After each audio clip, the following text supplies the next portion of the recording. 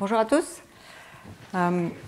Donc aujourd'hui, on va s'intéresser en fait à une partie un peu plus je dirais exploratoire ou en tout cas en développement de ce qui se passe au niveau des neurotechnologies et en essayant en fait de personnaliser certains des traitements que l'on peut utiliser ou que l'on peut déployer à partir de dispositifs implantables. Et pour ce faire, je vais prendre en fait un cas très particulier et dans lequel on est très impliqué dans mon laboratoire, qui est le développement d'implants auditifs du tronc cérébral. Et je vais essayer de vous montrer un petit peu le chemin qu'on a parcouru dans les 10 dernières années afin d'améliorer ou en tout cas d'explorer des pistes en fait, qui nous permettraient d'augmenter en fait, la capacité de cette technologie et de cette thérapie pour restaurer l'audition chez des patients qui sont profondément sourds. Donc, je vais d'abord vous donner une vue en fait, de qu'est-ce que c'est que quels sont les cas cliniques en fait, qui pourraient ou qui peuvent bénéficier d'un implant du tronc cérébral, un implant auditif du tronc cérébral. Et puis, je vais partager en fait des résultats qu'on a eus sur nos observations au niveau du dispositif. Qu'est-ce qui fait que l'implant auditif du tronc cérébral a encore besoin d'être développé et amélioré. Donc, on propose quelques stratégies d'amélioration. Et ensuite, je vous indiquerai où on en est aujourd'hui en partant de technologies qu'on a développées au labo pour un jour espérer les déployer au niveau thérapeutique chez l'homme. Donc, tous les travaux que je vais vous présenter aujourd'hui émanent d'une collaboration que mon équipe a avec le professeur Daniel Lee, qui est basé à Boston, au Massachusetts Eye and Ear Infirmary, Massa Eye and Ear, et il est aussi affilié à Harvard Medical School. Donc, ça fait 10 ans qu'on travaille tous les deux, où lui, il implante, c'est un médecin, ORL, mais aussi chirurgien, en particulier en utilisant les techniques d'endoscopie pour accéder aux zones de la base du crâne, là où il y a le tronc cérébral. Et donc, il a des patients qu'il traite et suit régulièrement. Et il a également un laboratoire de recherche à Harvard où, en fait, il peut aussi explorer de nouvelles technologies et de nouvelles approches pour accéder au noyau cochléaire, donc, qui est la partie qui nous intéresse pour ces implants auditifs. Donc nos labos, en fait, ça fait 10 ans où les étudiants des deux équipes traversent l'Atlantique dans un sens ou dans un autre pour en fait, développer et implémenter en fait, ces nouvelles approches. Donc un petit rappel sur comment le son est transformé en signal neuronal chez l'homme. Donc je crois que je vous ai déjà fait voir ce petit graphe. Où en fait ici on a donc une représentation en fait de l'oreille interne et ensuite le tronc cérébral puis qui va ensuite partir sur le cerveau. Le son arrive à l'entrée donc de l'oreille comme une onde mécanique, donc le son c'est une onde mécanique qui va faire vibrer des petits os qu'on a au niveau de l'oreille. Ces os vont donc vibrer et en particulier, on a un petit os qui va venir taper sur une structure ici qui s'appelle la cochlée, qui est la partie de l'oreille interne qui va nous permettre de transformer cette onde mécanique en un signal neurologique ou neuronal. Et cette cochlée qui a une structure très représentative parce qu'elle ressemble à elle est souvent représentée comme un petit escargot, parce qu'on a trois, je vous ferai voir ensuite plus en détail, on a une petite spirale, des spires qui s'intègrent. C'est au niveau de la cochlée, donc on a ce transfert de l'onde mécanique en activation de potentiel d'action des différents neurones qui, eux, vont se projeter et former le nerf auditif qui, à son tour, va communiquer l'information donc auditive qu'il vient de recevoir au premier relais du système central nerveux qui est au niveau du tronc cérébral et donc qui est le noyau cochléaire. Et donc dans le cas de patients qui ont des surdités légères, et qui ont une cochlée qui fonctionne encore ou qui a fonctionné, on peut utiliser l'implant cochléaire pour aider à restaurer certaines fonctions auditives. Avant, il y a évidemment l'utilisation de simples amplificateurs. Mais si la surdité est trop sévère, on peut basculer sur un implant cochléaire, ou si dans le cas de patients où la cochlée ne fonctionne pas du tout, où la cochlée n'est pas présente, ou bien si le nerf a été endommagé, si le nerf auditif a été sectionné, alors notre point d'entrée est le noyau de cochléaire pour essayer de restaurer certaines perceptions sonores. Donc en fait, le dispositif dont je vais vous parler aujourd'hui, en fait, est concentré sur cette zone-là, sur le noyau cochléaire du système auditif. Mais d'abord, revenons vers la cochlée. Donc ici, vous avez une image, c'est la cochlée d'un rongeur, où donc, la partie osseuse a été enlevée. Donc ça, c'est ce qu'on appelle l'organe de Corti, qui a cette petite structure en spirale. Et les cellules qui sont responsables de la transformation entre un signal mécanique, donc une vibration, en un signal électrique, donc neuronal, sont les cellules ciliées. Et dans la cochlée, on a deux sortes de cellules ciliées. On a les cellules ciliées dites externes, donc qui sont à cette surface-là. Et ensuite, il y a une petite paroi et on a les cellules de ciliés internes. On a toujours 3 rangées de cellules externes et une rangée de cellules internes. Donc ça, c'est globalement l'anatomie de la cochlée dans la plupart des mammifères. Donc, dans le cas de quelqu'un qui a une audition normale, donc ici vous avez une vue en coupe de la cochlée, les cellules de ciliés je vais les faire apparaître. Ici, c'est une image à balayage électronique qui nous fait voir le positionnement en fait, des différentes cellules de ciliés. Donc, lorsqu'on a une onde sonore qui arrive à la surface de la cochlée, on va avoir une vibration en fait, de cette petite membrane ici, qui va ensuite activer les cellules de ciliés. Donc, elles s'appellent les cellules de ciliés parce qu'elles ont des formes très allongées, un petit peu comme un cil. Donc, elles vont commencer à recevoir ces vibrations et en fait, elles vont amplifier le mouvement en fait, reçu par les ondes sonores et commencer à donc propager ce signal jusqu'à atteindre les cellules de ciliés, cette fois internes, qui, elles, vont transformer donc, le mouvement mécanique qui est détecté suite donc, à cette augmentation de la force motrice au niveau de la première famille de cellules de ciliés en un signal électrochimique, donc le potentiel d'action. Et une fois que ces cellules ciliées internes sont activées, en fait, elles sont directement connectées au nerf auditif qui, lui, va ensuite transporter l'information vers le système central. Donc ça, c'est quand tout fonctionne bien et qu'on a une audition normale. Donc qu'est-ce qui se passe lorsqu'on a des pertes auditives? Alors, le cas premier est une perte auditive légère à modérée qui, en général, est associée à une perte des cellules de ciliés externes. Donc, on n'a plus ce phénomène, donc on perd les cellules de ciliés externes qui sont ici, comme on avait vu tout à l'heure. Donc, il reste finalement que les cellules internes. Et donc, sans ces cellules externes, en fait, on perd l'amplification de l'information mécanique, donc des vibrations.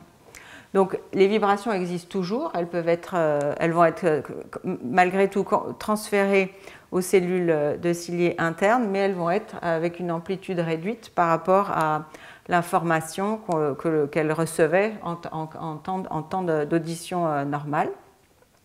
Donc ça veut dire que les cellules ici vont quand même activer leur transformation du signal sonore en un signal neuronal, mais la qualité du signal sera beaucoup plus faible que ce qu'on avait dans le cas d'audition. Donc ce qui veut dire qu'il faudra avoir une information sonore plus élevée, plus forte, souvent pour avoir une activation efficace de ces cellules internes.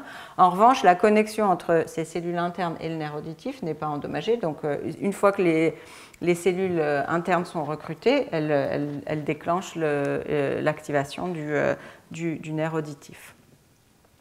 Deuxième cas, si on est dans des cas de surdité sévère à profonde, là, ce sont des cas où souvent on a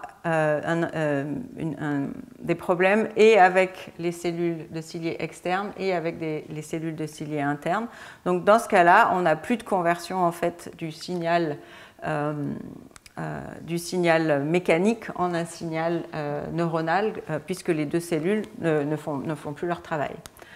En revanche, le nerf, lui, n'a pas été touché, n'est pas endommagé. Donc, ce qui veut dire que là, il est simplement silencieux. Il est en mode veille tant qu'en fait, il ne reçoit pas d'impulsion pour activer et lui faire prendre son rôle de transfert de l'information auditive.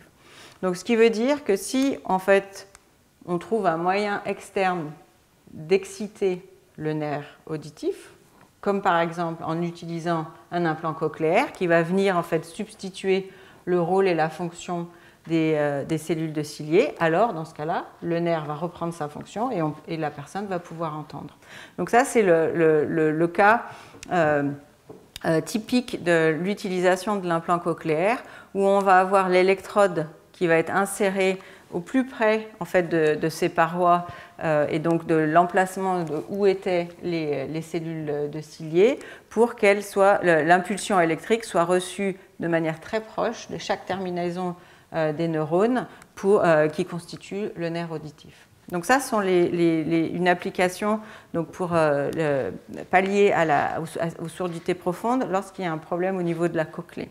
On a parlé déjà de l'implant lui-même, donc juste pour rappel, dans un implant cochléaire, vous avez une partie externe qui correspond au processeur, donc la conversion de la parole en une série d'impulsions électriques qui va encoder en fait l'information auditive, l'information acoustique, et cette information va être communiquée, donc ça c'est une partie externe qui va être communiquée à un récepteur par transmission RF, qui va être lui implanté, donc ce petit boîtier il est implanté juste au-dessus de la boîte crânienne et convertir ces impulsions à nouveau pour parler aux 10-20 électrodes qui sont intégrées dans l'implant cochléaire et ensuite qui vont venir stimuler les différentes zones de la cochlée.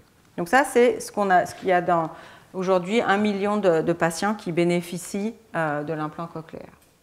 Maintenant dans certains cas, et c'est le cas donc, qui nous intéresse dans notre étude, on a un problème au niveau soit du nerf auditif, soit au niveau de la cochlée. Et auquel cas, l'implant cochléaire en fait n'est pas utile, puisque même si on stimulait au niveau de la cochlée, le pont, le signal est en fait rompu entre le système central et la cochlée. Et donc on a différents. Ici vous avez une imagerie IRM où on voit en fait ici les deux côtés en fait, du conduit auditif et on a des zones ici qui doivent correspondre au noyau cochléaire et on voit que les grosses masses blanches ici en fait correspondent ici à des tumeurs qui vont venir comprimer le nerf et qui soit en fait empêchent le nerf de fonctionner correctement, soit dans certains cas, quand ces tumeurs sont trop importantes, doivent être enlevées et lors de cette opération, en général, le nerf auditif est sectionné.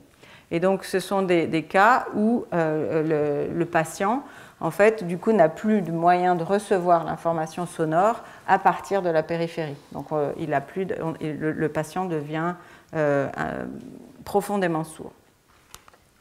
Et donc, dans ce cas-là, il y a une technologie qui est utilisée donc, chez quelques patients, qui est très, très inspirée de l'implant cochléaire. Donc, c'est si vous regardez les éléments, les composants de l'implant qu'on appelle l'implant auditif du tronc cérébral ou ABI, on va avoir, comme pour l'implant cochléaire, la partie externe qui est simplement la conversion en fait, du signal sonore en impulsion électrique et la partie récepteur et stimulateur qui est, elle, implantée chez le patient. Mais la différence maintenant est l'électrode elle-même. Au lieu d'avoir une petite électrode, comme on a vu tout à l'heure, qui était filaire et qui est insérée dans la cochlée, dans l'implant ABI, on a une électrode qui ressemble plutôt à, on appelle ça une sorte de pagaie, parce que en fait c'est une électrode plate, qui a en fait une vingtaine de contacts à sa surface. Et cette électrode, elle va être insérée par voie chirurgicale à la surface du noyau cochléaire. Donc l'intention et l'idée de l'ABI, c'est de venir stimuler localement la surface du noyau cochléaire pour, comme on fait avec l'implant cochléaire, recruter en fait les neurones qui correspondent à l'encodage des différentes fréquences du son. Donc pour donner les dimensions, ici, typiquement, cette électrode, elle fait quelques millimètres carrés, donc elle est assez petite. Donc ça, c'est l'implant clinique qui existe aujourd'hui. Donc dans quel cas, en fait, on utilise cette approche de l'ABI? En fait, il est souvent développé ou utilisé pour des patients qui ont une condition génétique associée à la neurofibromatose 2, qui est en fait une condition qui est relativement rare, elle touche environ une personne sur 25 000, mais qui a comme caractéristique en fait de développer ces tumeurs le long du nerf auditif. Ces tumeurs sont des tumeurs bénignes, mais néanmoins elles ont une capacité de croissance assez rapide, et lorsqu'elles croient à l'intérieur de la boîte crânienne, en fait le volume qu'elles occupent dans le cerveau va en fait comprimer, contraindre les cellules du cerveau environnant et donc créer des effets négatifs à ce moment-là. Et donc il est nécessaire pour le chirurgien d'enlever et d'extraire donc ces tumeurs. Et lors de la chirurgie, donc lorsqu'ils enlèvent ces schwannomas vestibulaires, le nerf auditif est systématiquement coupé. Et donc, du coup, le patient, c'est très traumatisant pour le patient, puisqu'avant la chirurgie, il entend parfaitement, il ou elle entend parfaitement. À l'issue de la chirurgie, le patient devient sourd. Donc, souvent, au moment de cette résection des tumeurs, il y a la possibilité d'implanter l'ABI à ce moment-là pour aider le patient à recouvrer une partie de son audition. Un autre cas est de patients candidats pour l'ABI. En fait, ce sont plutôt des cas pédiatriques où là, l'enfant est né sans cochlée ou sans nerf auditif et du fait n'a que le seul moyen de stimuler au niveau du tronc cérébral pour lui donner une certaine perception auditive. Donc globalement, ce sont des conditions qui sont rares. Aujourd'hui, la population de patients qui bénéficient de l'ABI est toute petite. On a à peu près 1500 patients dans le monde qui bénéficient de cette technologie. Et on a une population d'enfants, donc une population pédiatrique d'environ 300 enfants. Donc il y a un site très précurseur en Italie, il y en a un autre en Allemagne. Et puis, donc, mon collègue à Boston a un programme pédiatrique donc, pour l'ABI à Boston. Donc, comment est-ce qu'on peut identifier en fait ces conditions? Donc, évidemment, il y a différents tests pour détecter si une personne est sourde, et en particulier en mesurant ce qu'on appelle des ABR, donc qui sont des signaux de réponse du système nerveux à une stimulation auditive. Mais on sert aussi beaucoup de l'imagerie pour essayer de voir où il y a des malformations et confirmer si oui ou non il y a une malformation. Donc ici, vous avez par exemple une image, un scan de la cochlée d'un patient. Et là, la cochlée, c'est cette zone ici, c'est ce petit triangle. Et là, on reconnaît les trois spirale, ou la spirale qui a ces trois stries, 1, 2, 3, qui indique une cochlée tout à fait normale. En revanche, chez un patient qui n'a pas de cochlée, en fait, on va avoir plutôt une image qui est comme celle-ci représentée à droite, où en fait, on n'a pas du tout la structure ouverte des spirales de la cochlée, et voire même on a une zone plutôt osseuse qui bloque, en fait, qui indique qu'il n'y a pas de cochlée du tout dans ce cas-là.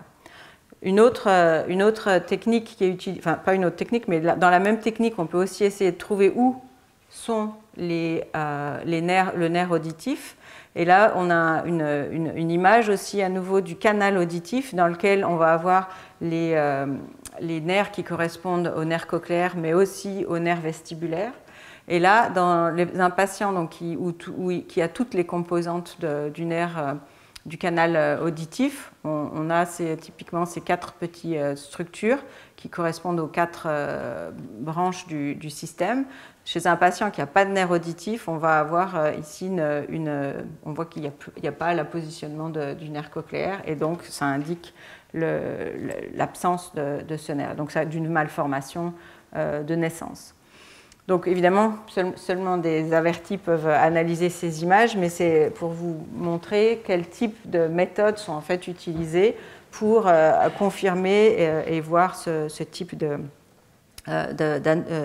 malformation. Donc ensuite, lorsque les cas sont identifiés, donc évidemment il y a une grande discussion entre les parents et l'équipe médicale de décider ou pas d'implanter un patient avec un dispositif ABI. Et ici, je vous fais voir le cas d'une jeune patiente que mon collègue traite. Et donc, à 15 mois, l'enfant a été implanté sur un des deux côtés avec un implant ABI. Et donc, ici, dans l'image, on voit le positionnement de l'implant qui est là. On a le câble, la partie électronique qui est toute implantée. Et ensuite, sur la deuxième image, en fait, c'est une vue différente, une vue en coupe différente, et on voit l'artefact blanc, le point blanc lumineux, qui correspond en fait à l'électrode elle-même. Donc, c'est le dispositif qui a été implanté donc, chez cet enfant de 15 mois.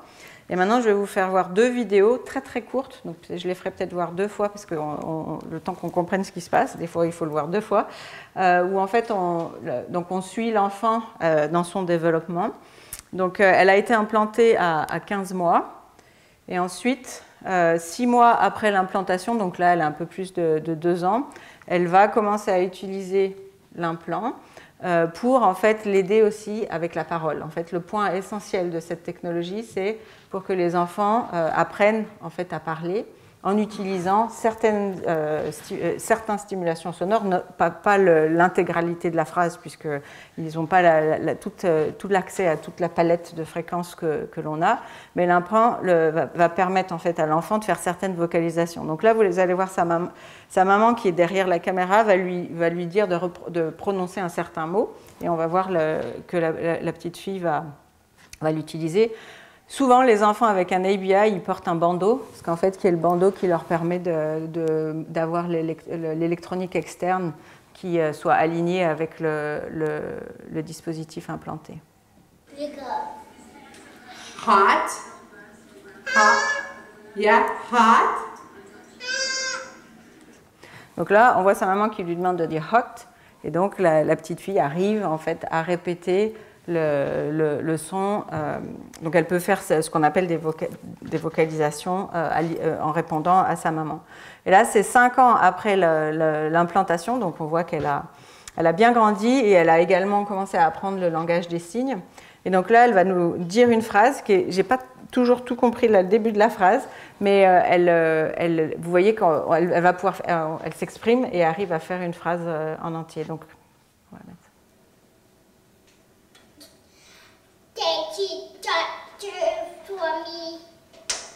Donc elle demande quelque chose au docteur pour elle, mais je n'arrive pas à comprendre le début de la phrase. Et donc là, on voit, c'est elle maintenant, spontanément, elle a utilisé grâce à l'implant certaines informations sonores qui lui ont permis de développer une certaine maîtrise du langage et de la parole.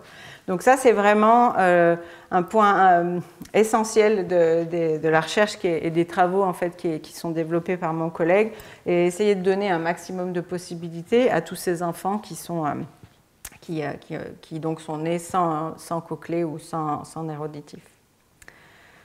Donc maintenant, quels sont les challenges en fait, qui sont associés au développement de cet implant? Alors donc comme je vous ai dit tout à l'heure, c'est un système qui a été adapté du système cochléaire.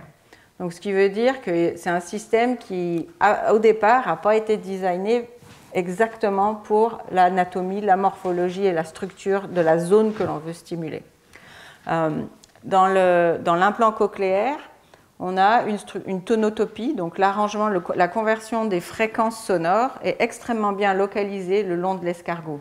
Haute fréquence, basse fréquence. Donc quand on veut reproduire et stimuler les différents sons, on sait exactement où dans la cochlée il faut faire les impulsions électriques.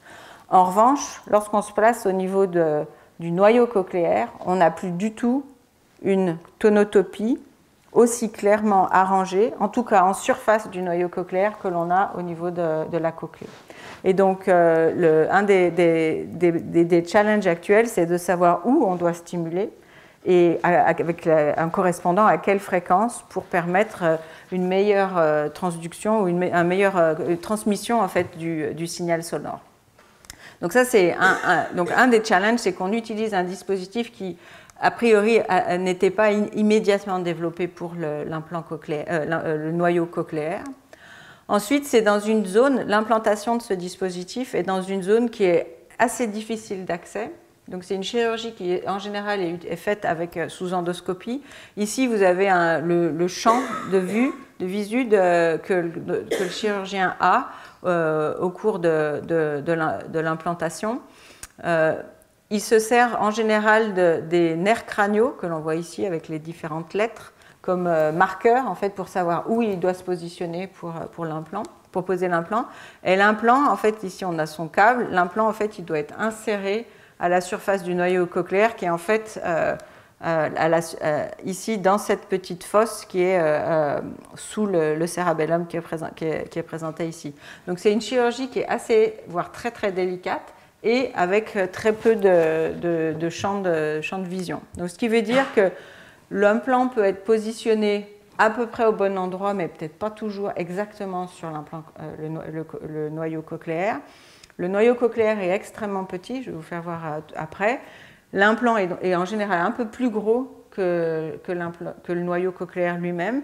Donc certaines des électrodes ne sont pas toujours juste sur le noyau cochléaire. Donc du coup, si on veut les utiliser, elles risquent de stimuler d'autres zones du cerveau. Donc il faut faire attention, ou alors on éteint ces électrodes une fois qu'elles sont implantées, si on s'aperçoit que les électrodes ne sont pas au bon endroit. Et du fait du positionnement de cet implant et du fait qu'on ne peut pas utiliser les 20 électrodes comme on a sur l'implant cochléaire, en fait, on a une sélectivité qui est assez faible. Donc non seulement on n'a pas de bonne tonotopie de surface à la surface du noyau cochléaire, mais en plus on n'a pas beaucoup d'électrodes qui vont venir sélectionner les bonnes fréquences. Donc en fait la perception acoustique elle est toujours beaucoup plus limitée que ce que l'on peut obtenir lorsqu'on fait un implant cochléaire. Et un autre des challenges en fait, associés à l'ABI, c'est que si les électrodes effectivement ne sont pas au bon endroit, elles peuvent générer des effets secondaires, des douleurs, des twitch des mouvements au niveau de la figure, puisqu'on a les nerfs faciaux qui sont juste à côté. Donc il y a quand même une optimisation avant l'utilisation du système. Donc pour savoir où on en est et comment on peut améliorer les choses, on travaille beaucoup avec l'imagerie lorsque le patient en fait est implanté et on essaie en fait vraiment de définir où l'électrode est positionnée dans le système nerveux. Donc ici on voit comme je vous disais tout à l'heure, c'est un peu comme la pagaie ou le réseau d'électrodes planaires en fait, qui est inséré vraiment là à la surface du CN, du noyau cochléaire. Et on utilise beaucoup donc, ces images pour essayer de reconstruire avec différentes techniques le tissu versus l'électrode afin de comprendre où elle est positionnée et est-ce qu'elle change aussi sa position au cours du temps. Et donc, pour quantifier ces étapes-là, donc comme je vous disais, on fait beaucoup d'images où on va prendre différentes vues latérales et postérieures du dispositif. On va toujours identifier les extrémités de l'implant. On va avoir un point de référence dans l'image et ensuite, on va identifier donc, les extrémités de l'implant. Et à partir de ça, on va mesurer en fait l'orientation et le positionnement relatif de l'implant par rapport à la boîte crânienne ou à un élément référence qu'on a dans la structure. Et avec toutes ces mesures, pour chaque patient, chaque évolution dans le temps, on va aussi demander aux patients comment en fait, quels sons les patients perçoivent, pas des sons, mais quelles perceptions sonores, en fait, ils obtiennent. Ici, c'est un peu compliqué, ce graphe, mais c'est simplement pour vous montrer que pour différents positionnements, en fait, de l'implant, et pour différents patients, on a différents rendus, en fait, de perception sonore. Il y a des zones où le patient n'entend rien du tout, même si on stimule. Il y en a d'autres qui ont le bleu marine et la perception en fait la plus précise, la plus fine, et orange et bleu ciel sont intermédiaires. Donc à partir de différentes populations des patients qui sont implantés, on essaie de comprendre comment en fait le positionnement de l'implant va avoir une influence sur sa perception sonore. Et on voit aussi qu'il y a, ici c'est un patient qui est implanté en bilatéral, donc il a un ABI à gauche et à droite, et on voit qu'après l'implantation et après plusieurs mois d'implantation, on a une variation très significative du positionnement de l'électrode. Et en fait, on s'est aperçu que l'électrode bouge aussi pendant le cours de la vie du patient. Et donc ça, c'est important aussi à suivre, parce qu'en fait, ici, donc ce sont les électrodes que l'on utilise pour stimuler à différents points dans le temps. Et on va essayer de reconstruire, donc ça, c'est une reconstruction de la cavité osseuse, mais le positionnement de l'implant, il est le long de ces petits chemins colorés. Chaque couleur correspond à une fréquence de stimulation sonore.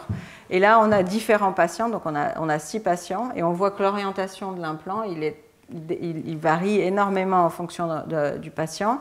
Certains patients vont avoir toute une bonne gamme de fréquences au niveau de la réponse quand on utilise différents types d'électrodes. On a d'autres patients qui auront une gamme très réduite, donc qui indique qu'on ne peut pas utiliser dans cette orientation, typiquement, on ne va pas utiliser toutes les électrodes parce que certaines des électrodes sont en fait en dehors du noyau cochléaire. Donc on a cette position en fait de l'ABI qui varie vraiment de manière significative entre les patients, mais aussi même pour un même patient qui a 2 ABI. Donc il peut avoir aussi un changement et un mouvement des implants qui ont donc une incidence directe sur leur perception auditive. Donc quand je dis que l'implant bouge, il bouge, mais pas de manière, c'est pas des centimètres non plus que l'implant va parcourir dans le cerveau, mais c'est juste pour que vous ayez une notion que comme le cerveau est très dynamique, et en particulier dans la zone du tronc cérébral où on a beaucoup de pulsations, en fait liées au mouvement aussi du liquide cérébrospinal, etc., on a en fait une zone qui est très dynamique et donc qui va pousser finalement aussi le mouvement du dispositif loin de la zone à interroger. Donc maintenant, dans la deuxième partie du cours aujourd'hui, je vais m'attarder un petit peu sur qu'est-ce qu'on fait au niveau du labo et de l'équipe pour essayer en fait d'améliorer et de trouver des solutions technologiques qui vont nous permettre d'avoir un implant qui sera beaucoup plus conforme, donc beaucoup plus proche de la courbure du noyau cochléaire, afin d'avoir une meilleure interaction, une meilleure interface avec le tissu. Donc on va utiliser toutes les techniques dont je vous ai parlé pendant le cours ces dernières semaines, où en particulier on va utiliser des technologies de microfabrication pour faire le design de nos implants. Donc ici vous avez plusieurs modèles des implants qu'on a développés. Ici on a un implant avec beaucoup de contacts sur la zone du noyau cochléaire. Ici dans le modèle du rat, ici on a un autre design, j'en parlerai plus longuement tout à l'heure, qui a été inséré dans un primate non humain. Donc on utilise ces approches-là pour miniaturiser, mais aussi pour avoir un système qui est le plus proche du système clinique, pour que pour que le chirurgien ensuite sache manipuler et sache positionner le dispositif en clinique. Parce qu'on s'est aperçu en discutant dans les différents domaines avec les chirurgiens que proposer une technologie qui est complètement nouvelle dans le sens du protocole d'utilisation du dispositif à un chirurgien est quelque chose qui en général va les arrêter. Parce qu'en chirurgie, ils ont un temps très, très court, très chronométré. Si on ajoute du temps à la chirurgie parce que l'implant, il faut le tenir comme ci, comme ça. Ce n'est pas des choses en général sur lesquelles ils vont être très réceptifs. Donc, on essaie toujours, quand on développe ces nouveaux implants, de le faire vraiment conjointement avec le chirurgien pour qu'il nous guide en fait en disant ça c'est acceptable, ça c'est pas acceptable, afin de trouver le meilleur compromis. Le vrai challenge, il est que souvent, ils ne veulent pas changer ce qu'ils font. Donc, nous, on doit quand même introduire un petit peu d'innovation dans leur approche. Donc, c'est toujours un aller-retour entre les deux équipes. Donc, quelles sont les contraintes, en fait, quand on développe cet implant? Donc, en fait, c'est vraiment de comprendre où on va placer le dispositif. Donc, ici, vous avez une vue à nouveau donc par l'endoscope de l'oreille interne, enfin de la partie qui arrive sur le tronc cérébral. Donc ça, c'est une image sur un cadavre humain où on reconnaît donc les différents nerfs crâniaux. Et en fait, la fosse dans laquelle on doit insérer les BI, en fait, il est juste à la base de ce nerf crâniaux. Donc l'implant, le chirurgien va l'amener le long en fait, du guide ici où il y a la flèche blanche, et ensuite il doit le pousser à l'intérieur de cette fosse parce que le noyau cochléaire il est juste dessous, juste dans cette courbure, juste en dessous. Donc ça c'est dans un cadavre, donc il n'y a pas de dynamique, il n'y a pas de flux sanguin, il n'y a pas de respiration. Et dans un patient, en fait ça c'est la vue lors d'une chirurgie pour un patient. Donc on reconnaît à nouveau, donc ça c'est dans le cas d'un enfant de 2 ans, on reconnaît les différents nerfs crâniens. Vous voyez aussi que le liquide est en mouvement continu, donc on voit bien la pulsation ici. Donc on a un environnement qui est très très très dynamique. Donc en fait quand ils vont positionner l'implant, il faut aussi bien prendre ces mouvements en compte. Donc l'implant ne doit pas être trop mou, parce que s'il est trop mou, il ne va pas du tout s'insérer et se coller à la surface du tronc cérébral.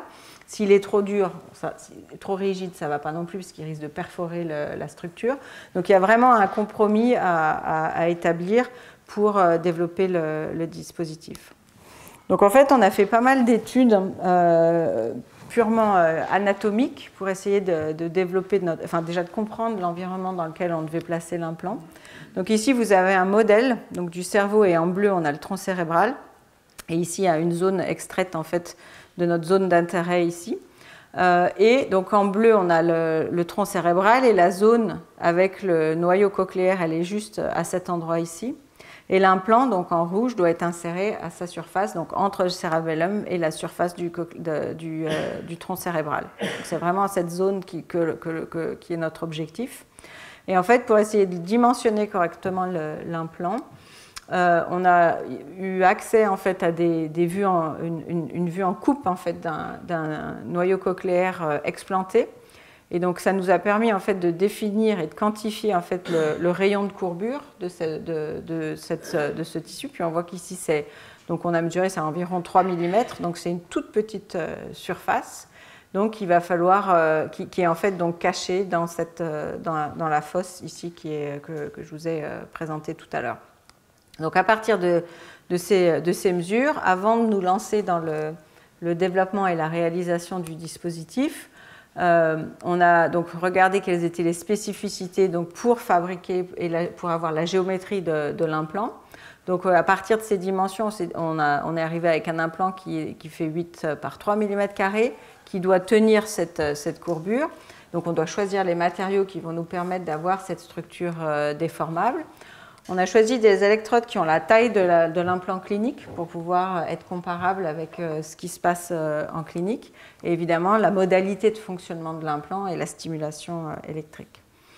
Donc, pour voir si en fait, l'effet d'avoir un implant conforme à la surface et à la courbure en fait, du tissu allait avoir un effet sur l'efficacité de la stimulation, on s'est d'abord penché sur une simulation par élément fini. Donc, c'est une technique qui nous permet de faire une représentation en 2D ou en 3D de l'environnement que l'on veut utiliser. On a fait un modèle dans lequel, en fait, on a ici, donc le disque gris ici correspond simplement au liquide cérébrospinal. Donc, dans le modèle, on l'utilise comme une solution ionique, dans lequel on a en fait fait un modèle de notre noyau cochléaire. Donc, on a repris exactement la géométrie à partir de l'image d'histologie qu'on avait pu obtenir. Et on a placé une électrode, une seule électrode à base, dans ce cas-là, de platine, à la surface de l'implant cochléaire. Et ensuite, on a fait deux hypothèses. On a fait une hypothèse où on avait l'électrode qui n'était pas en contact et pas conforme à la surface, donc elle est un petit peu séparée de la surface du noyau cochléaire. Et dans l'autre cas, on a considéré que l'électrode allait épouser vraiment la surface et donc être en contact direct avec le tissu. Et on a regardé en fait les lignes de champ. Donc lorsqu'on injecte un courant de stimulation dans notre électrode, comment est-ce que le courant va se répartir et se distribuer dans le milieu environnant. Et là, on s'aperçoit, donc les petites flèches noires qui sont représentées ici correspondent aux lignes de courant qui sont donc poussées depuis l'électrode vers le tissu. Donc dans les deux cas, on voit qu'on a du courant qui part sur les bords de l'électrode, mais ça c'est un point qu'on va ignorer pour le moment puisque la géométrie de l'électrode n'est pas faite pour que effectivement on bloque les lignes sur les côtés. Mais la zone qui nous intéresse surtout, c'était on voulait savoir si on gagne avec la conformité le fait que l'implant épouse bien la surface, est-ce qu'on gagne en fait en pénétration de la stimulation électrique dans le tissu. Donc le noyau cochléaire, on a dit qu'il est en surface, mais en fait il est dans tout le volume qui est dessous cette surface. Donc en fait il faut qu'on arrive à stimuler le plus profondément possible pour recruter les cellules, les neurones en fait qui nous intéressent. Et on s'aperçoit donc dans cette simple simulation que si on a une électrode qui est un petit peu loin, qui n'est pas directement en contact avec le tissu, on a une pénétration du champ, enfin des lignes de courant qui est moindre que celle de la configuration où l'implant il est bien en contact avec la structure. Donc ça, cette simulation, nous a conforté dans l'idée de si on arrive à faire un dispositif qui est mou et qui arrivera à conformer la surface du noyau cochléaire, alors on devrait pouvoir avoir une meilleure approche et une meilleure efficacité de la stimulation. Donc du coup, on est parti et on a fabriqué le dispositif. Donc là, on a fabriqué un dispositif qui est en fait au niveau de la géométrie des électrodes très similaire à celui de l'implant humain, qui existe donc aujourd'hui à la clinique, mais on l'a utilisé avec les technologies dont j'ai parlé précédemment, qui utilisent des matériaux en couche mince, qui utilisent des polymères pour permettre d'avoir un support qui nous permet de conduire l'information, mais également qui est mécaniquement très souple et déformable. Donc là, on a ensuite caractérisé systématiquement nos électrodes. Donc ça, c'est le spectre d'impédance en fonction de la fréquence des électrodes, donc pour plusieurs électrodes que l'on avait fabriquées. Donc ça, c'est cette première caractérisation in vitro. Ensuite, on a fait un test où on a fait, en utilisant à nouveau un modèle de cadavre, on a en fait utilisé l'implant pour faire la chirurgie. Donc l'implant en fait a eu la même déformation qu'il aurait dans un cas clinique.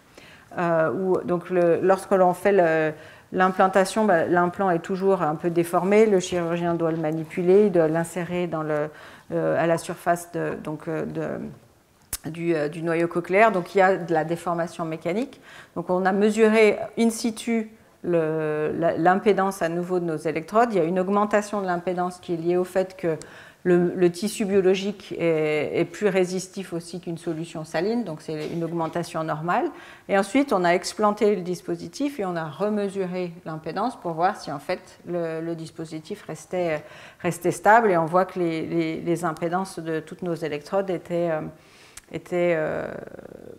sont stables, donc ça veut dire qu'au cours du temps, on peut supposer à partir de cette expérience qu'au moins la technologie va pouvoir supporter la procédure chirurgicale d'implantation. Un deuxième point qu'on a exploré lorsqu'on a développé cette technologie, c'est est-ce qu'on peut voir l'implant, puisqu'on a vu tout à l'heure que les médecins utilisent beaucoup l'imagerie pour pouvoir détecter où est positionné l'implant. Et donc, lorsque l'implant était implanté dans le cadavre, on a aussi fait de la tomographie qui est la technique de scan qui est très, très usitée dans le milieu hospitalier. Et on a comparé en fait le signal fourni et le positionnement de l'électrode en prenant une électrode clinique et l'électrode qu'on avait fabriquée à partir de nos matériaux fins et mous. Donc là, on a, sur la partie clinique, bon, on voit clairement où est l'implant. On voit aussi qu'il y a énormément d'artefacts dans l'image qui est obtenue. Donc toutes le point blanc et ensuite toutes les lignes en fait, qu'on voit autour de l'implant sont liées à des artefacts parce qu'on a beaucoup de métal en fait, dans ces implants cliniques. Le point positif qu'on a observé dans notre technologie, c'est qu'en fait, on distingue l'implant, mais on distingue en fait uniquement nos points d'électrode.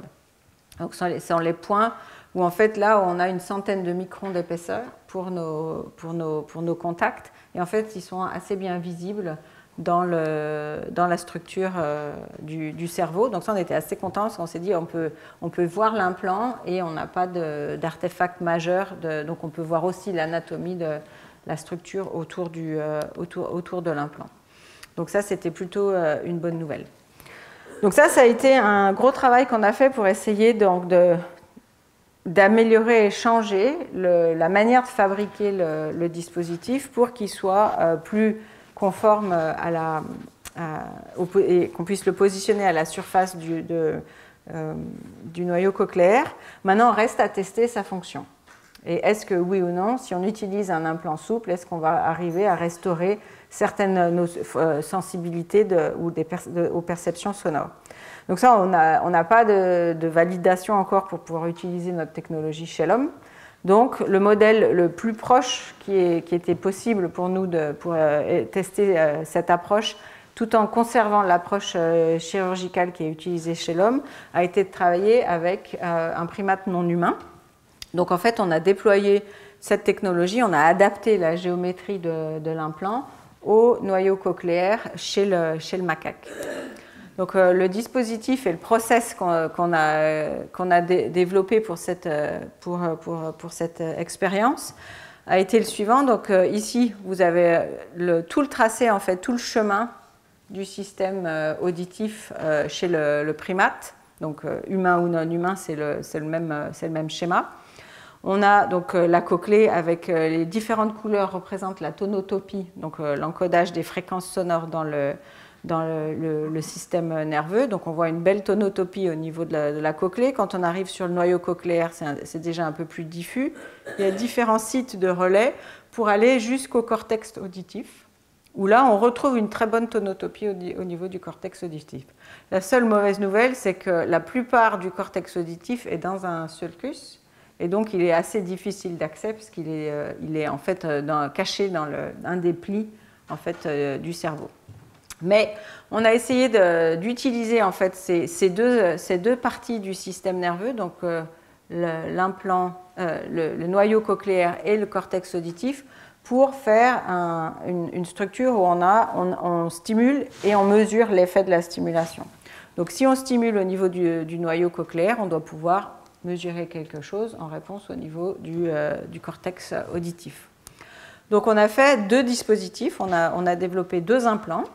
Le premier, donc le Soft ABI, qui est placé sur le noyau cochléaire, et un ICOG, donc un implant épicortical, qui va nous permettre de mesurer la réponse corticale auditive. Donc on va placer à la surface du cortex. On a réfléchi longtemps, on a parlé beaucoup avec les chirurgiens, est-ce qu'on pourrait utiliser et insérer notre implant dans le sillon? Et les chirurgiens ont décidé que c'était mieux de ne pas essayer. Donc on a finalement, on a placé notre implant juste à cette surface ici, donc à la surface exposée du cortex, qui néanmoins correspond à certaines fréquences, nous permettent d'avoir des fréquences auditives.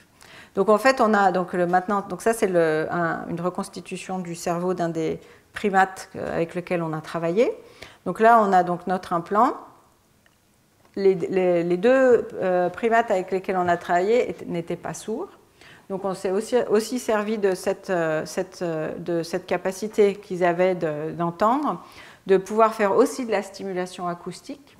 Donc dans un premier temps, dans une première phase de notre recherche, on a utilisé la stimulation acoustique pour en fait faire une cartographie avec l'implant qu'on a sur le cortex qui nous permet de faire une correspondance entre les fréquences sonores et puis les zones sur lesquelles on peut mesurer au niveau du cortex auditif.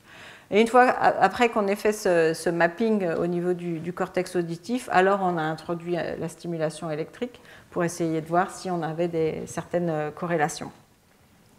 Donc au niveau des dispositifs, donc là c'est le système complet qu'on a développé. Donc pour vous guider un petit peu dans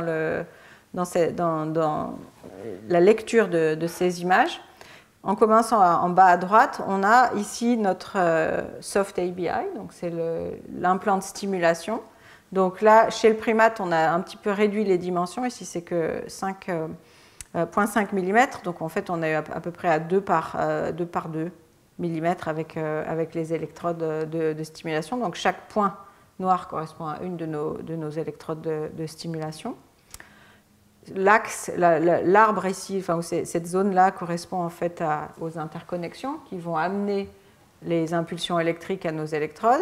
On a le connecteur qui va nous permettre de passer d'une technologie complètement souple à une technologie flexible qui est un peu plus robuste aussi pour connecter en fait à l'électronique suivante.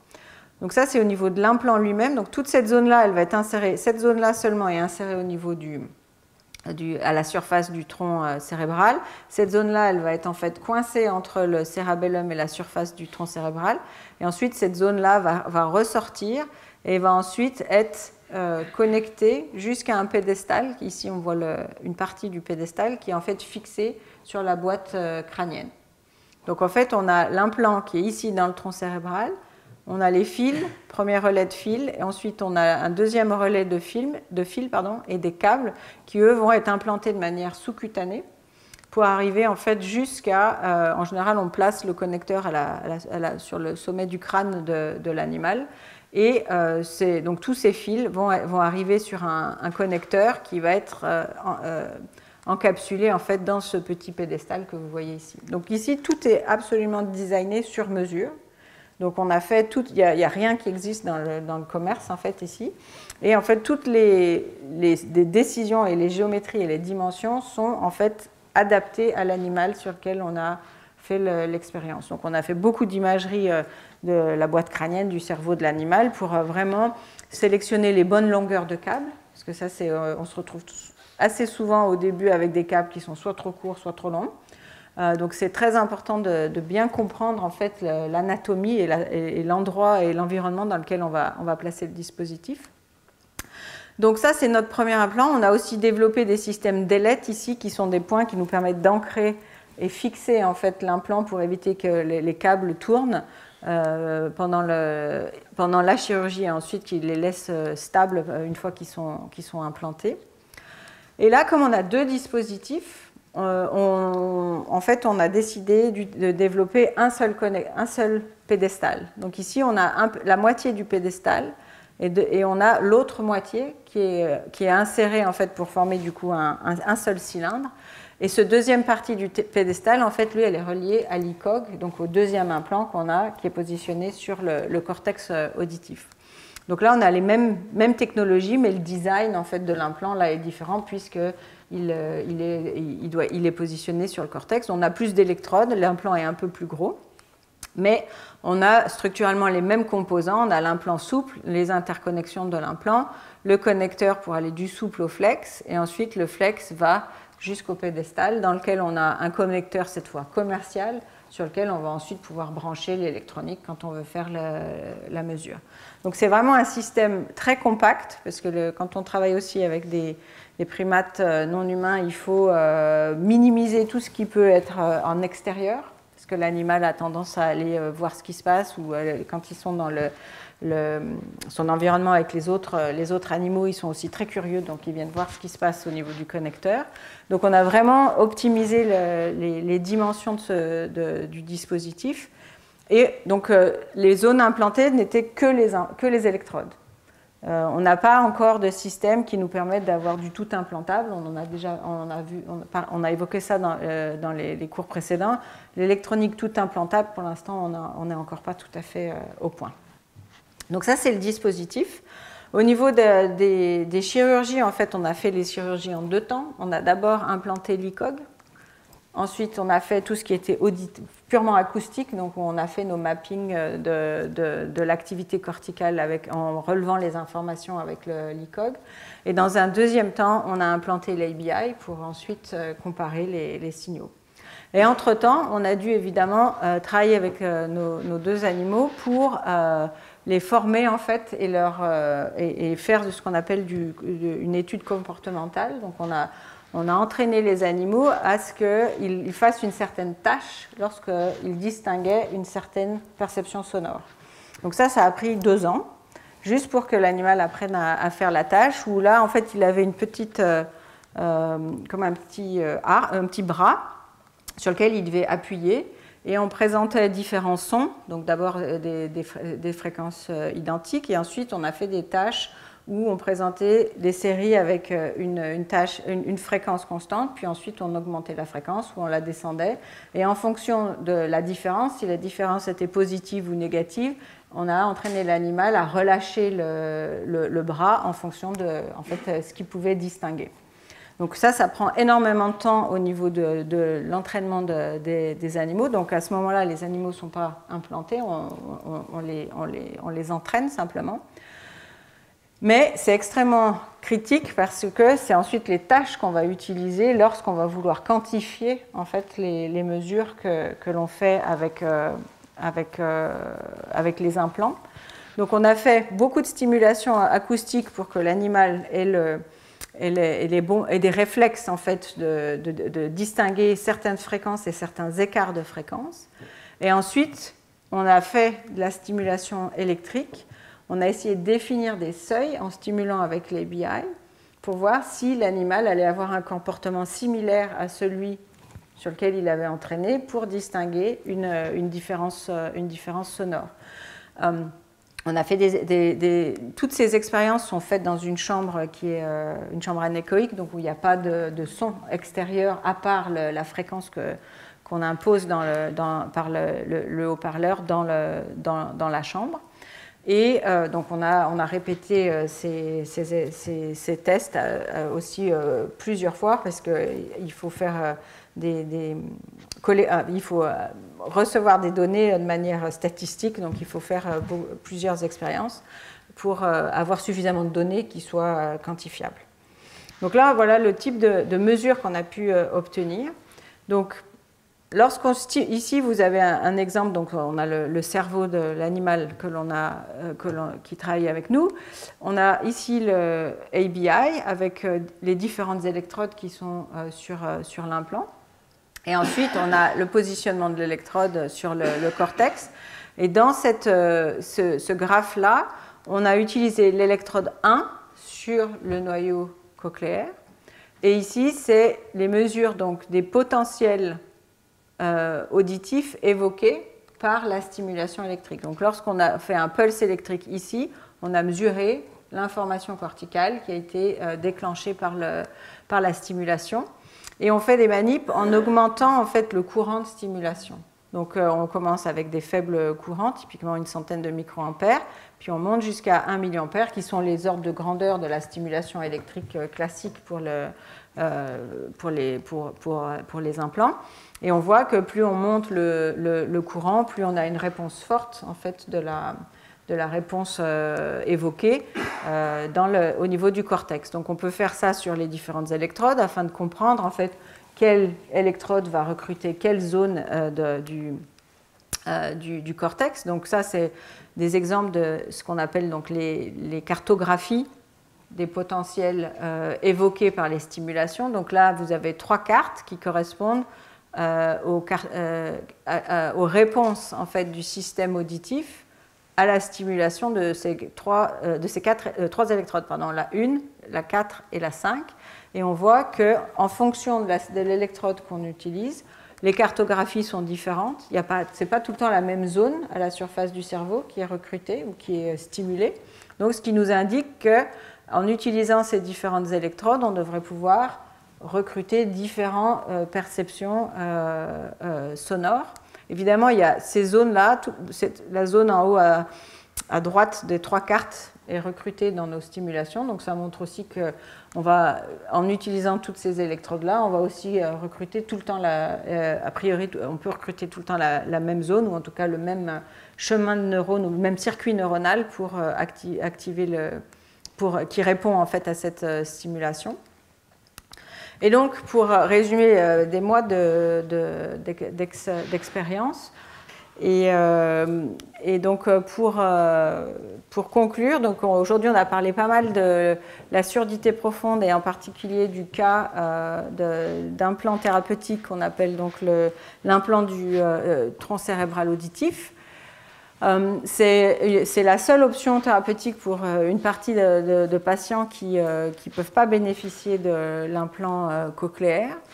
Et on est en train de réfléchir donc, à l'introduction de ces innovations technologiques autour des neurotechnologies miniaturisées pour nous permettre d'avoir des dispositifs qui sont plus proches en fait, de l'anatomie, donc de la zone ciblée pour délivrer la stimulation électrique et espérer en fait, améliorer la sélectivité et donc le rendu de perception sonore pour ces dispositifs.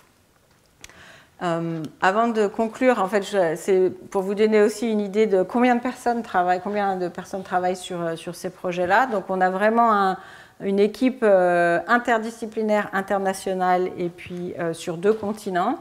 Donc mon collègue Dan fait toute la partie clinique et puis moi, je m'occupe de la partie préclinique. Dan et son équipe sont venus, c'est eux qui ont implanté les dispositifs chez les primates non humains. Donc c'est aussi quand vous travaillez dans ce domaine-là, il faut identifier des chirurgiens qui veulent faire de la clinique, mais aussi du préclinique. C'est très important parce que sinon on ne peut pas assurer la translation facilement de ces dispositifs. Nos 2 équipes, donc ça c'est l'équipe Boston et puis ça c'est l'équipe du côté de notre côté, PFL, où vraiment on a un échange très quotidien entre les jeunes qui travaillent sur ces projets. Donc il nous faut des ingénieurs et des médecins qui soient aussi très versatiles, qui puissent aller de la salle blanche pour fabriquer les dispositifs en chirurgie pour comprendre comment ça fonctionne et ensuite pour tester, évaluer et processer les informations. Donc voilà, ça c'est pour moi c'est presque le slide le plus important pour vous faire voir que quand on développe la neurotechnologie, c'est une équipe entière qui est derrière avec des corps de métier très très différents mais très complémentaires pour faire avancer ces projets. Et donc aujourd'hui, c'est le dernier cours. Donc je voulais vous remercier aussi tous de votre attention que vous m'avez donnée pendant ces 8 dernières semaines. Et puis, avant de conclure la série en fait, sur les neurotechnologies, je veux juste vous indiquer que le 14 juin, donc on va avoir le dernier colloque, enfin on va avoir le colloque de la série de cours sur les neurotechnologies. Donc le colloque sera, j'ai organisé le colloque pour vous donner en fait l'aspect complémentaire non technologique quelque part des neurotechnologies. Donc j'ai fait venir plusieurs collègues et experts en fait vraiment un peu des 4 coins du monde dans les neurotechnologies. On va avoir le matin. On aura une séance avec plusieurs intervenants qui vont nous exposer comment on fait la translation de la technologie depuis l'idée, le premier prototype, jusqu'à un produit qu'on va éventuellement déployer à l'hôpital et un produit commercial. Donc on va avoir en particulier André et Michel qui vont nous rapporter leurs aventures de leur start-up, ce qui marche et ce qui marche pas toujours.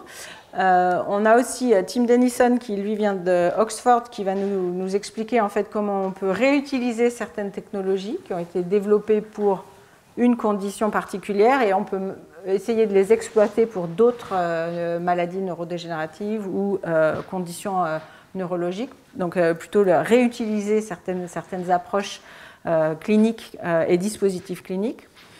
On va avoir l'intervention de deux Brandy et Jennifer qui elles, vont nous partager en fait la perspective des patients. Donc, quand on reçoit un implant, quand on reçoit une technologie, comment, vue du patient, en fait, c'est perçu, quelles sont aussi les choses qui, nous, en tant que personnes qui développent ces techniques ou les cliniciens qui utilisent et qui traitent les patients avec cette technologie, comment c'est perçu par le patient, parce que c'est en fait un point essentiel de l'équation, d'avoir les contributions des patients. Ensuite, on a Olivier et Karen qui vont plutôt nous parler de comment on utilise ces technologies dans un contexte plus éthique. Donc, quelles sont les réflexions aujourd'hui qui commencent à être développées pour déployer. Il y a pas mal de craintes autour de l'utilisation des neurotechnologies parce qu'on utilise ces dispositifs pour interfacer directement avec le cerveau. Donc, est-ce qu'on peut le faire et comment est-ce qu'on peut le faire de manière la plus responsable possible?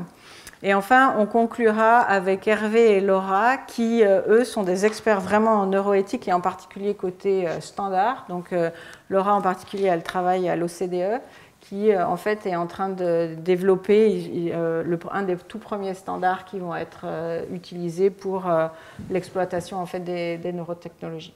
Donc, j'espère que ça vous donnera un bon aperçu complémentaire en fait, de où en est le domaine aujourd'hui. En plus de ce que j'ai partagé avec vous ces 8 derniers cours sur comment on fait les technologies. Voilà, je vous remercie beaucoup pour votre attention.